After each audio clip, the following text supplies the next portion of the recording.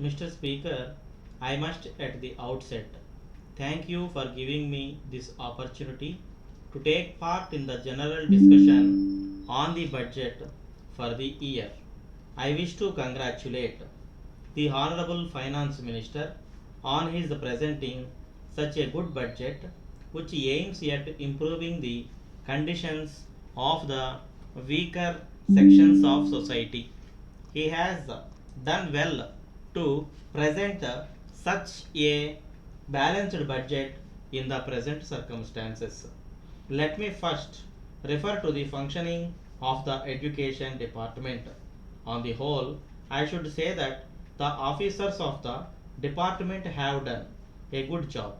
There might be a few minor lapses here and there. For instance, there has been some delay in the publication of the results of the higher secondary examinations. Of course, there might be valid and justifiable causes for such delay. But considering the difficulty that such delay causes to the students, parents, and also the educational institutions, the department could have avoided the delay in this regard. I am happy to note that the department has taken note of the criticisms made in the past years with regard to the delay in the sanction of grants and scholarship and had taken effective steps to ensure that the schools received the grants and the students received their scholarships in time. I thank the departmental officers for being responsive to the suggestions and remarks made on the floor of the House. As regards sales tax, I think there is much room for toning up the administration of this department.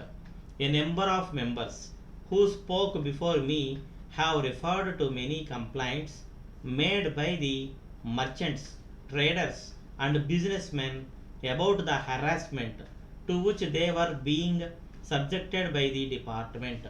The government should realize that they are getting a huge sum by way of sales tax, which helps them to undertake many welfare schemes. The government should issue suitable instructions to the executive staff to be kind and considerate to the SSCs. Whenever the SSCs committed some errors out of ignorance of law, the officers should politely point out those errors to them and educate them as to how they should help the government by paying the taxes due by them. There should be perfect understanding and cordiality between the SSCs and the department. Once these are established, I am sure there would be no room for many of the complaints that are now being made against the officials. The task of collection of tax is a difficult and delicate one, and it should be dealt with carefully. As far as the forest department is concerned, I would like to congratulate the Honorable Minister in charge on the keen personal interest taken by him to prevent the indiscriminate cutting of trees in the forests. We know very well how forests are essential for the prosperity of any country. We notice a tendency on the part of some people to destroy forests for various personal uses without realizing the great harm they are doing. Of course, there are laws to prevent such indiscriminate cutting of trees, but as in many other fields, mere laws would not be adequate to tackle this problem. The cooperation of the people is also essential. The people should voluntarily come forward to cooperate with the officials and stop cutting of trees. The officials, on their part, should always be very strict in dealing with the offenders in this respect.